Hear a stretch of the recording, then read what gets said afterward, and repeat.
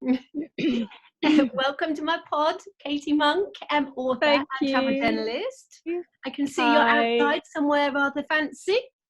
Yeah, I'm just out in the local park actually, having a bit of a cycle ride and a walk, so getting a bit of a nature fix. Good, with your Annika Rice moment. Yeah, do you like my I might conduct an exercise class in a minute. Yeah, you're wearing the lycra. Good. So the reason I'd like to chat to you for talking travels and other stuff is about solo female travel, because I know you have done quite a lot of that in your time. Yeah. And just written a book. Yeah, so I've traveled a lot by myself, backpacking or for work as well, and I just felt like there wasn't much in terms of tips and advice for other girls and women that wanted to do it but had never done it before. And there are lots of blogs and there's a lot of social media accounts, influencers that travel on their own, but I couldn't find much in the guidebook section of the bookshops. And sometimes there would be a chapter at the end of a book about a particular country. There might be a couple of paragraphs about women's safety or women travelers, but there just didn't seem to be anybody writing about it in any in depth. So I started writing it actually about 4 or 5 years ago, and yeah, it took a really long time to finish because I was working on other things. So I finally published it in November last year, and there have been a few other books written around the topic since then. So it's becoming more popular now. So, but yeah, I just wanted to get down on paper all the things that I would have wanted to know years ago that I couldn't really find the answers to. Yeah, I guess for every woman it's different, but why not, or should you not travel? You know, there's going to be tips and perks and advantages and disadvantages. So kind of having an easy to carry book or on your laptop, it would probably really, really useful. Yeah, exactly. And it is very different for everybody, of course. And I say that in the book. I'm very much coming at it from my own experiences, and everybody's going to have a different experience. But there are a lot of common threads because I meet so many girls and women who are also traveling on their own, and we have all these conversations, and the same things crop up again and again. And also things have changed a lot in the last sort of 3 or 4 years since the Time's Up, Me Too movement. I think, it's now, those conversations are now more acceptable. The issues that are being raised are universal. And it's time to explore them and discuss them and get them out there. So yeah, everybody's experience is different, but there are a lot of common themes. Yeah. Cool. So what's the favourite place that you've been to as a traveller, solo traveller? So each place that I've been to has had its own challenges, and in the book I talk about it's not necessarily the places that you would think are going to be more challenging. So I often have my most difficult experiences in my own hometown or my own country, and I often feel much happier and safer in other places that people might think, oh, I just want to stay home, stay safe, and going somewhere else I'm scared. But actually for me it's the exact opposite. I often feel a lot more connected and a lot safer in other countries. Cool. So for example, South Africa, I've been there many times. I always have an amazing time on my own. It's really easy to meet people are extremely friendly. The nature is incredible, the landscapes. It's got so much going for it, but I have a real hard time convincing people that it's a great place to be, because people do have these preconceived ideas of what's safe and what's not safe. So that's a good example of somewhere that I feel infinitely happier. But if you said to a female, you should go to South Africa on your own, the first thing they would say is, will I be safe? Or, oh, I'm not going to be safe, I'm not going to do it. So the issue of safety is really complex, and that was the hardest chapter to write, actually, the chapters about safety. So South Africa's great, Portugal is really great, feels very safe, very friendly, loads of amazing places to stay, very affordable. That is a question, actually. If when you're going to a new city, a new destination, would you kind of book into a hostel, or would you kind of go to a nice hotel to get yourself settled and acclimatized to the kind of, you know, the area, suss out where you want to go, and then have a plan? My own personal take on it is to book a private room in a hostel for the first couple of nights. It depends on how long your flight has been, but definitely if it's a long haul flight, I would have my own room just to acclimatize and get over the jet lag. But I think hostels are great because they just feel like an instant community.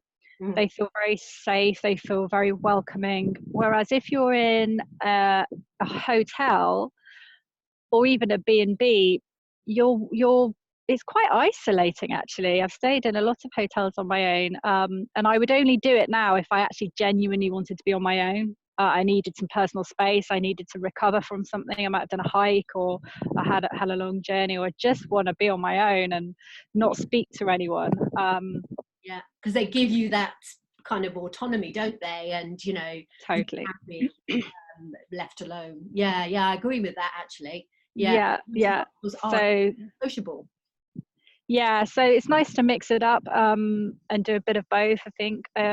And also at the moment, there are a lot of female only dorms. If you want to stay in a dorm in a hostel, you don't necessarily have to share with the boys, you know, and actually they're lovely. I've just met so many wonderful girls traveling, women of all ages, and that's the other thing. I meet women of all ages.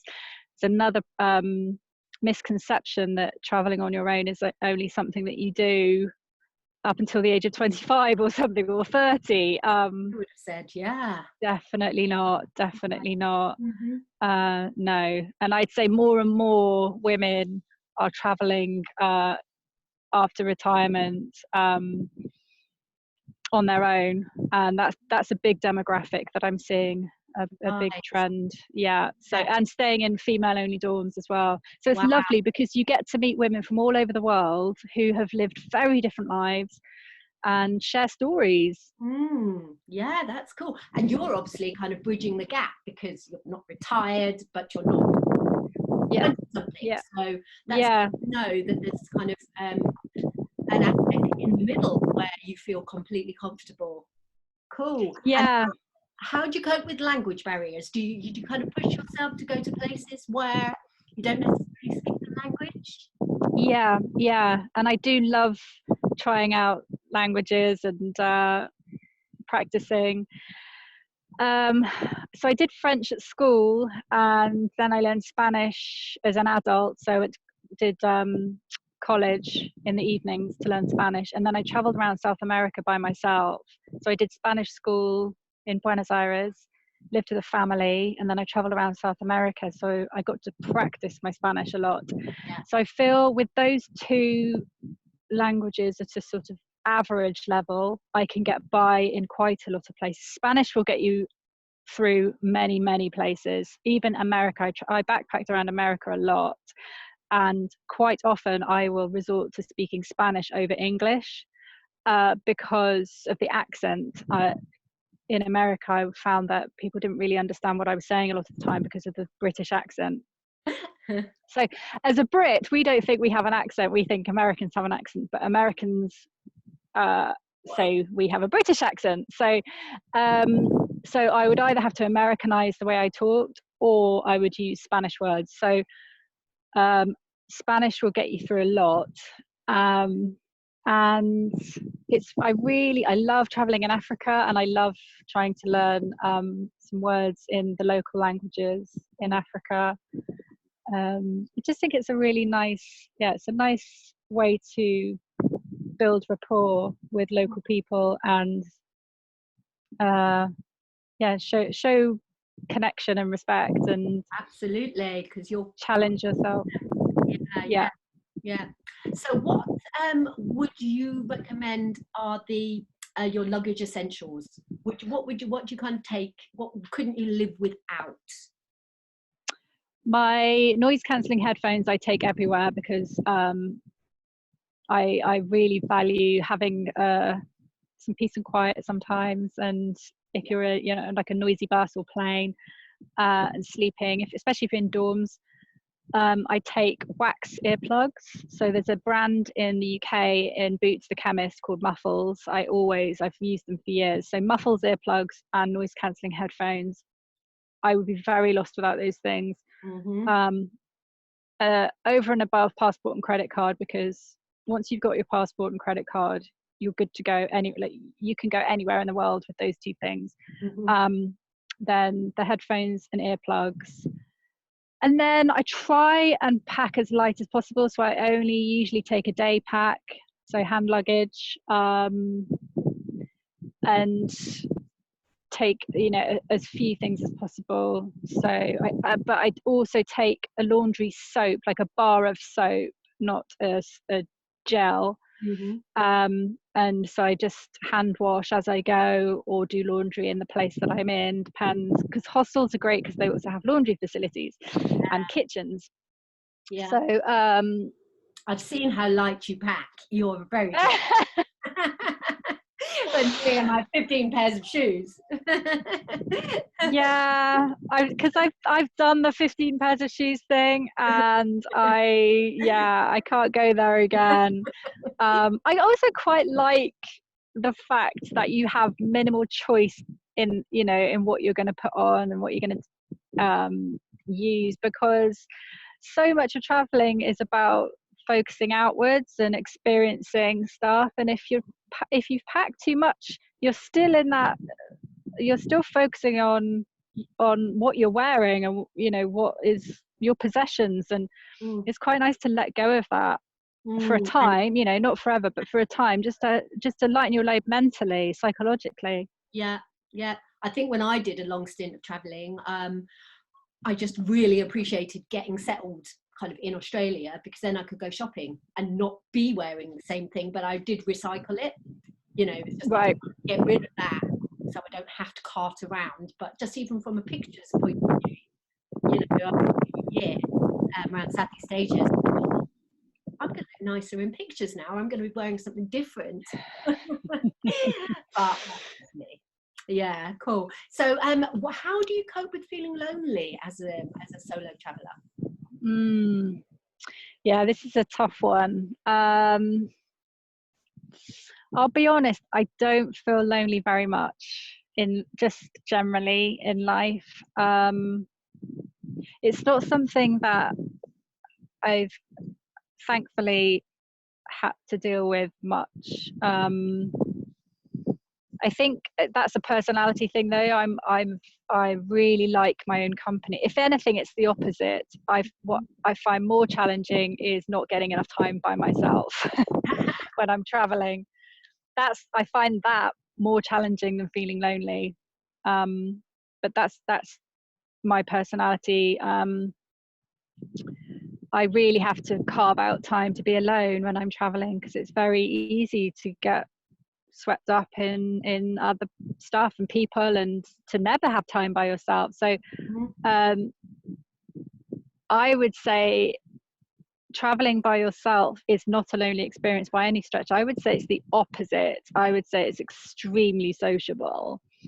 And I would also advise people, if they are thinking of traveling on their own, or who maybe do find it difficult, because they might feel lonely, or because they might be worried about being alone or feeling lonely, I would say that's the juice. That's the thing to be doing it for, because so much of life is about almost distraction, really. So much of life is about just constantly having stuff going on,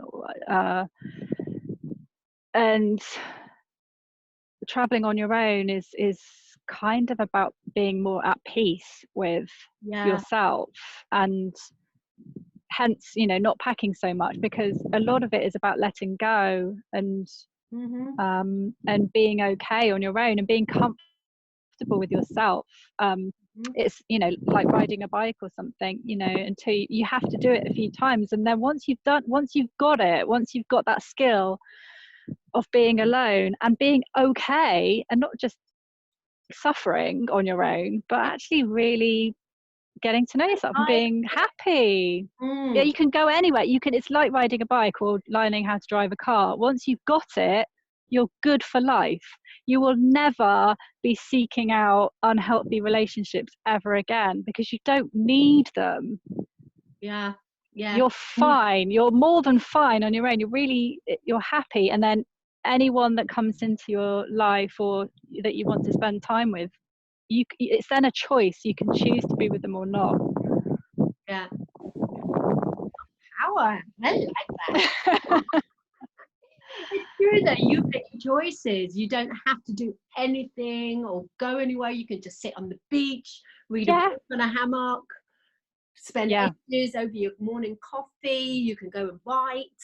yeah, Just have, yeah, yeah, exactly. or, Yeah, you can enjoy or hang out with whoever you want to hang out with. But if they get, you know, if you decide they're not for you, or, you know, you just walk away. You're not kind of hanging on to people because you can't be on your own, or you don't want to be alone. And I think a lot of people do that. And I understand why. It's very normal, very common. But once you've kind of broken the seal on that situation, there's no going back. You're a very free individual after that. However, so I would say, if somebody is feeling lonely, or they're worried about feeling lonely and that's stopping them from embarking on a solo trip, just know that there will be tons of other people traveling on their own as well, who you can meet up with, travel with, hang out with. You can take a book to dinner. You can listen to podcasts on long bus journeys. Take your laptop if you want to start writing a book or start writing a blog.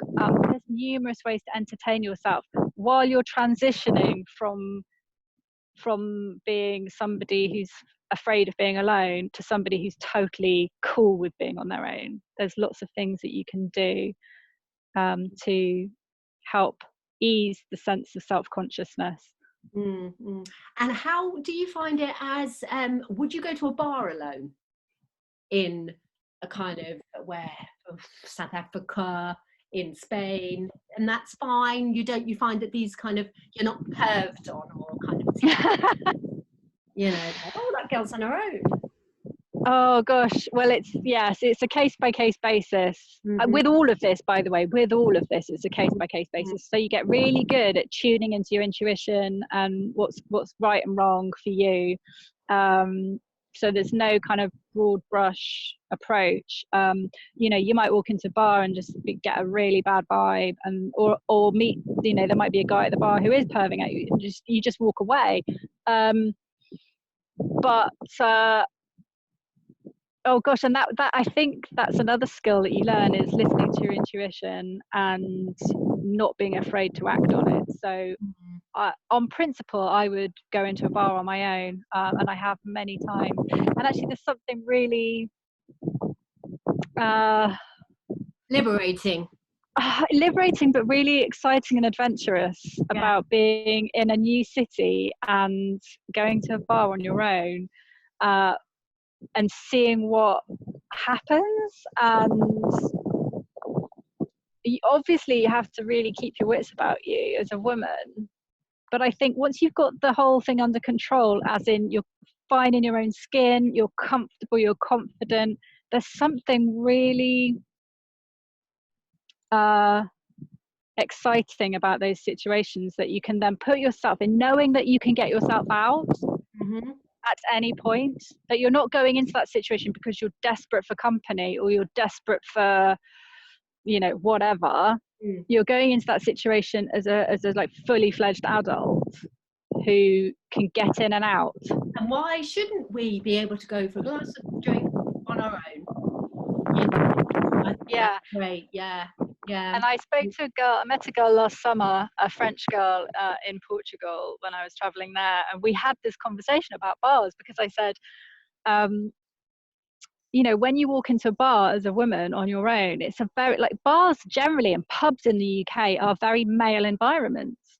And I think you wouldn't really see them necessarily as male environments unless you were a woman on your own.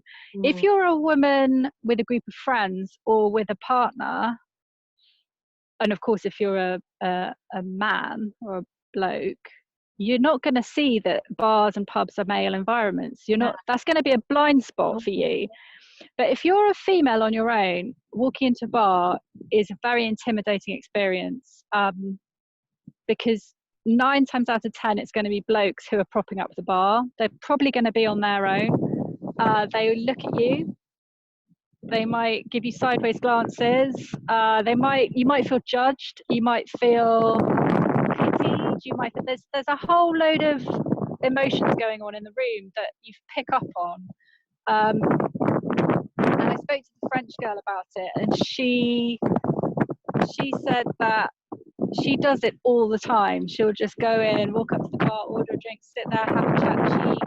She never lets it stop her from doing that. And I'll be honest, you know, I've done it lots of times and I do it, but I feel that you do feel self-conscious. You do feel like, oh God, are people staring at me? But it's fine for a guy to do it. It's absolutely fine for a Yeah. bloke to walk into a pub and prop up the bar for 10 hours. Absolutely fine. To be honest, I have to do it when I need a wee. So I don't care. Like, pop in here because I need to use the toilet. I'm gonna have to buy a drink, and then I'll just get out my phone, or I'll just get out, you know, whatever, just sit there while I'm having my lime and soda or whatever. But you know, Yeah. why not? And Why do you not? sit at the bar, or do you tend to, you know, take like a corner seat, or? Oh no, not the bar. Just at a table. Only once I've sat at the bar when I've been stood up. Okay. And I just thought, well, I'm going to wait, and then I had my wine. That leads me on to just my last question, because I'm aware of time. Yeah. Have you ever used a dating app whilst you've been away, or do you think that's a good way to Oh meet people, or are you very? no, God, it's really sad, isn't it? No, I haven't. No, and I think it's just, yeah, that's slightly passed me by. I meet guys a lot when I'm traveling, but I don't use dating apps. But I know loads of other girls do. Like, I'm always talking to girls who are traveling and they're going on a Tinder date that night, and I'm like, you've only just arrived. How are you? Like, that is all completely new to me. Yeah. I mean, I think I've done it, and if you put it in your blurb that you are just traveling, you know, or you're just here for, you know, you just want friendship or just want to be shown around, Yeah. I don't see the problem in that. No, I don't see the problem in it at all. It's not been part of my travel experience. It's not in my world. I have no problems with it whatsoever. I guess, yeah, as long as you're safe, as long as people know where you are, then yeah. But like with all travel experiences on your own, you just, as long as you're safe, as long as you've got your wits about you, it's all good. Cool. Oh, well, on that note, we shall sign off here. Thank you very much for your time. And Thank you. stay right on the line.